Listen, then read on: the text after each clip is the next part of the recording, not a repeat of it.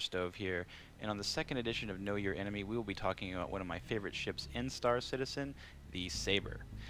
The Sabre comes in a few different variants, being the Sabre Comet, and the Sabre Raven. However, the Sabre Raven is unlike the other two, so we will save that for another episode. The Sabre and the Sabre Comet are basically the same ship, with the Comet having a special skin and a different weapon loadout, which we will also talk about a little bit later in Hardpoint. Now, the Sabre itself is classified as a light fighter in Star Citizen. It is also very unique in that it has 4 size 3 hardpoints. Okay? When looking at the fighter ship class, a lot of people get caught up in looking at what type of weapons a ship has and not what type of hardpoints and what size hardpoints. This is a mistake. You really want to look at what size hardpoints and how many a ship has when you're looking at what damage it can do and what it's capable of. The Sabre is very unique in this, in that it does have 4. There's not a lot of ships out there that can do this. In fact, there's none other that I've found that has 4 size 4 hardpoints. I'm sorry, 4 size 3 hardpoints and are considered a light fighter. Most can get around 3 size 3 hardpoints, with the Avenger series having that front fixed size 4 nose gun and can get 2 size 3 fixed on the wings, but that front size 4 does not make up for the lost DPS of having 4 size 3 fixed, for example. The downside to the Sabre is that these hardpoints are fixed, so if you do want coupled weapons, you're going to have to drop down to size 2. That's going to cut your DPS in about a third. It's okay, it still works, it's fine. I'm going to show you some videos with both.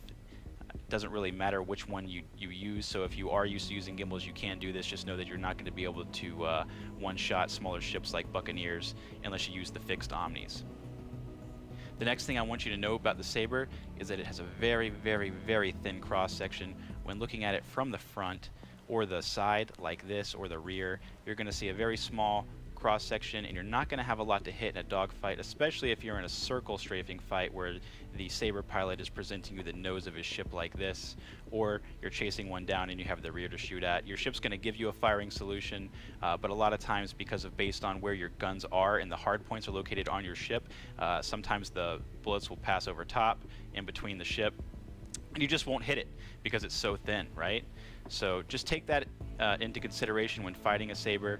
If he's not presenting you this big, beautiful top section where he does have a nice cross section to hit in the bottom or the top. So if you're in a turn fight with one and he's presenting this to you, you're gonna hit, you're gonna land all those hits. But again, if he's showing you something like this in a nice circle strafing fight, you're probably not gonna hit him a lot, and he's gonna be landing hits on you because these 4 hard points are located in a really nice position, and they don't have trouble hitting other ships at all. Okay.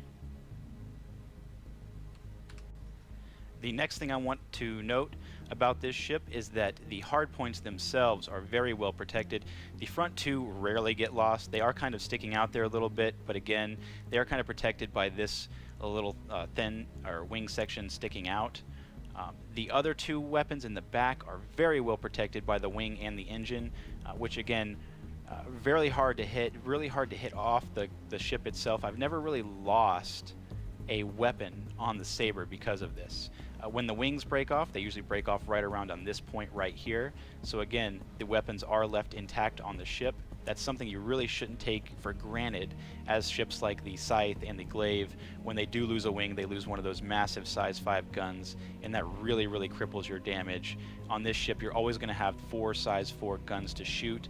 Even if you do lose a wing or 2 or both, doesn't matter, you're always going to have these guns to shoot. That's one of the really unique things I love about this ship, is that it does protect the guns, and they don't seem to fall off easily or at all.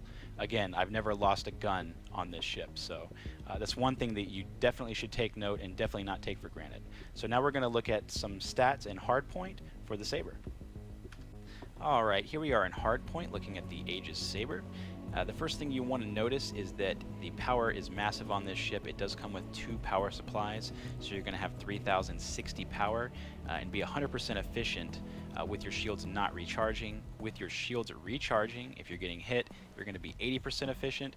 This is actually huge. Most light fighters are around 50 to 70% efficient when this is happening, so the Sabre and the Sabre Raven respectively, and the Sabre Comet for that matter, do not have any power issues. You will never be lacking power in this ship, and it's something you shouldn't take for granted when you're looking at a ship and looking at, can it shoot the guns that I'm about to put on it, right?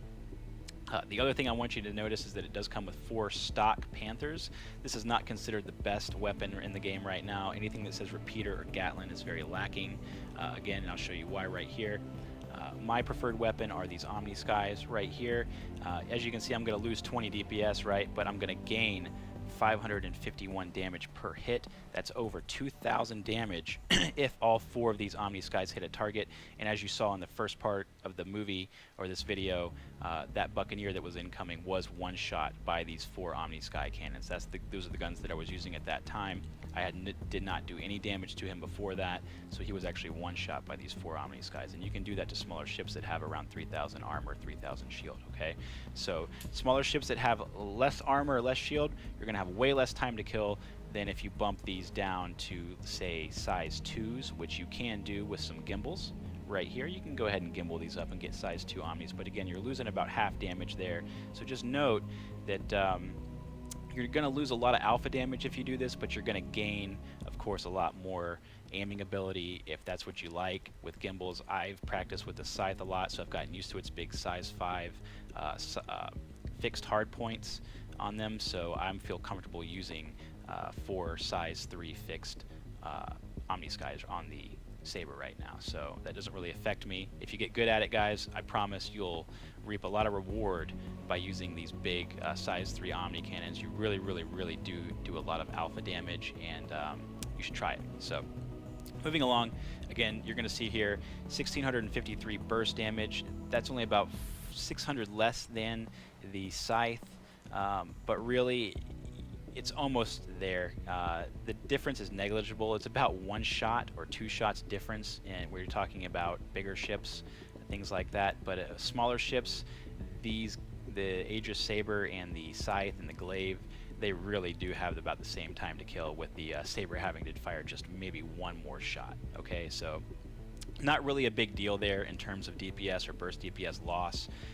Again, while the shields are recharging, these Omni Skies are 89% efficient, which is actually insane. You can fire these Omni Skies all day and all night, even when suppress IR in this ship, and it's fine. I've never really had power troubles with this, or overheating troubles with this ship. If you're shooting around 15 plus times, you're going to start to overheat these guns. But again, if you're shooting that many times in a fight, you're either fighting something really big or you're against somebody who you just can't hit for some reason, and you probably need to think about doing something else. But I don't really fire more than 10 times when I'm fighting somebody with these guns. I'll tell you that right now. So moving along, we're going to come down here and we're going to look at the speed. The speed is actually pretty huge on this ship at 275. It's only 10 less than the Scythe, which is at 285, and that's your strafe speed, by the way. So when you're in a strafe fight, what makes the Scythe so good is it does sit at 285's strafe speed. So you can strafe a lot quicker than most ships, and then therefore get under their guns and get better aiming onto them, right? The Sabre is right up there with it. So at 275 you can do the same. It has really good maneuvering in a strafe fight. The yawing and the pitch and the roll are some of the best, but this really doesn't matter right now. This will come more into play in the new flight model. The afterburner speed is at 1235. That's perfect. Other ships faster, around 1305 and 1340, things like that. This is not a very quick ship. It's not a very quick accelerating ship like the Arrow, for instance, can go 0 to 1200 very quickly. This ship, it'll take some time to get there, but it's not real bad, okay? But it does feel twice as heavy as, per se, something like the Arrow, if you've ever flown that. Coming down here, you're going to see that it does have 10,000 HP. This is best in class. The only other 2 ships really like it that have more HP are the Scythe and the Glaive, and those are considered medium fighters. This is considered a light fighter at 10,000 HP. That's huge. You're going to be able to take a couple extra shots when your shields are down, whereas most other ships just can take around 1 or 2, maybe 3. This one you're going to be able to take a little bit more, okay, because you have a little bit more armor than most. A lot of light fighters sit at around 3,000 to 6,000 HP respectively. This has 10. Total shields 3,600. Again, this is perfect. This is nice. You don't want to switch these at all because that's going to ruin your stealth. In practice, a stealth Raven, or a stealth Sabre and a stealth Sabre Raven for that matter, and a Comet will come into view at around 1,700 to 1,800 meters on radar, which is insanely short. But if you change these shields to all stops or something like that, you're going to get more shield HP, but you're also going to decrease that stealth range to around 5,600. Okay. moving up here to the missile racks, you're going to see that it does come stock with 2 size 3 missiles on it, and they have arresters and thunderbolts. I like to change this to 1 size 4 on each rack. Okay, guys? And the reason being is for stealth missiles, this lock range seems to be cut in half for some reason. And this 17,000 meter lock range for these size 4s is going to get cut down to around 82, whereas this is going to get cut down to around 4,000. So it gives you a little bit more extra wiggle room, and you're only losing a tad bit of missile damage, around 400, by switching to these bigger missiles. So I do recommend doing that if you want to fire stealth missiles. However, 2 size 3s on each side is really, really good. You can't go wrong with this missile loadout. They do pack a punch, and when missiles actually do get better, I foresee the Sabre coming into its own, because again, 2 size 3 missiles on each side for a total of 4, or 2 size 4s, that's huge damage, especially when fighting other light fighters. When you consider ships like the Scythe or the Glaive, they only have size 2 and 1 missiles. So keep that in mind, that for right now, ships like the Glaive and the Scythe look better because of the guns, right? But when missiles come into play, this is really going to be huge for the Sabre. It does have a really good missile loadout, and they are hidden, so it does look cool. So keep that in mind when you're choosing ships as well. Missiles are kind of bugged right now, but when they do work in the future, I think that the Sabre is going to become a little bit better than something like the Glaive or the Scythe right now, because those 2 size 5 guns just kind of outweigh everything. But again, they have very weak missiles, so something to keep in mind. So now we're going to look at a couple of different videos of the Sabre in action, and the first video I'm going to show you is the stealth missile launch, followed by a couple of combat videos, and I hope you enjoy. Alright, this is the missile test that I was talking about. Right now you're going to see me fly into him.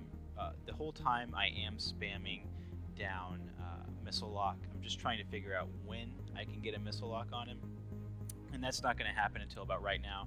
Now the interesting thing about this is that as I'm doing this, I have a missile lock on him, but in his top left HUD, where it shows his ship, it's flashing, and he's getting the missile lock sound as well when he's not locking missiles at all. So it did kind of give him an indication that I was doing this. I don't know if this is a bug or if it's a feature, but as you can see here, I did end up locking him. He cannot see me on HUD. I'm not on radar. The only thing he can see is the friend arrow that says that I'm there, but he does not have the solid triangle or me on radar right now. So I'm going to go ahead and fire the missile, and just to see if my triangle would pop up or I would pop up on his radar, I did not. As you can see here, the missiles were kind of lagging on this server. This is 3.4.2, but missiles seem to be connected to lag, and if the server is very laggy, then the missiles are not going to have good results, as you can see here. But again, he did come try to see when he could see my triangle. Again, he's getting closer and closer to me now, and he didn't actually see my triangle until, again, 1,700 meters is when I popped up on radar for him, because I was in stealth, and these stealth missiles were shot, and you can see that the missile is going to explode here and have a near miss. It's going to damage the shields a little bit, but not do a lot.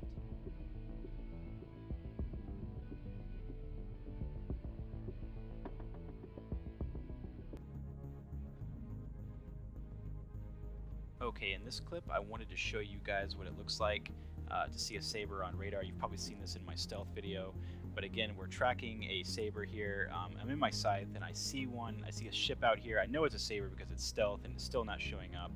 And after I get within 1,800 meters, of course, it's going to pop up on my triangle and radar. I finally see it. The interesting thing about fighting a stealth ship, guys, that I've found out, and I don't know if this is a bug or intended or not, is that if a stealth ship is within 1,800 meters, you can target it. Now, if it breaks within 3,000 meters plus, you're still going to see that triangle there, but you're going to lose your firing solution, and you're not going to get it back until you retarget that ship. And to retarget the ship, you're going to have to get within 1,800 meters again. So again, I don't know if that's a bug, but it's something cool that I've figured out while fighting other stealth ships, and they're fighting me. It can actually frustrate players if they don't know what's going on. So be ready to target a stealth ship when it's in 1,800 meters and they're breaking target like that. So just a little help and a little tidbit for you. Alright, in this clip I wanted to showcase one more thing. A lot of people think it's really tough to take down large shields with a Caterpillar or a 600i, a Hammerhead, or a Starfarer. It's really not. It can seem like that if you have 6 people shooting at all 4 different shields and hitting it at different spots, but if you have just 2 people focus firing, you don't need a lot to do this. Right now we have a total of 7 size 3 Omnis, 4 on my Sabre, 3 on his arrow, and you're going to see us whittle down this shield very quickly. Once we start to get in our rhythm here, we're both going to start hitting it at the same time, and we're both aiming, just for note here, at the sub-target. Go ahead and target the sub-target like an engine, and then that way you both can hit the same spot. And as you can see here, we are whittling the shield down quite quickly. And again, this is only 2 ships. 7 Omnis guys are doing this, and we're going to hit that engine, and it's going to blow off, and then the ship is going to explode shortly thereafter. That is not a one-time thing. You can do this with all large shields in the game, so keep that in mind.